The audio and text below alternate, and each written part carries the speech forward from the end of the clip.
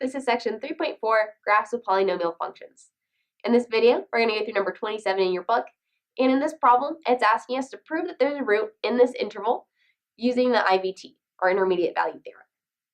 So, recap over what IVT is. Here's a bunch of words explaining it, but words are hard sometimes, so here's a picture. All IVT says is that if we have a function that's continuous, and there's some value over here that's negative, some value over here that's positive, then we don't know what's going on in the middle, but we know that there's at least one part where this function crosses the x-axis. Or in other words, there's at least one root in this interval because it has to pass from negative to positive, so it has to pass or has to cross the x-axis at least once in that interval.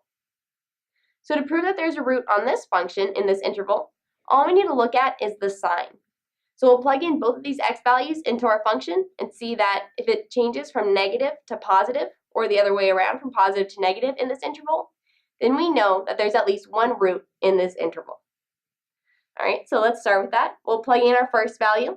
When we plug in x equals 1 into this function, we'll get negative times 1 to the 4th plus 4. 1 to the 4th is just 1 times a negative will give me negative 1 plus 4, which will give me positive 3. All right, and plugging in my second value, when I plug in x equals 3, I'll get negative times 3 to the 4th plus 4. 3 to the 4th is 81, but I have a negative over here. So negative 1 times 81 will give me negative 81 plus 4. This will give me negative 77. So I see that since I'm going from some positive value to some negative value, there is a root in this interval.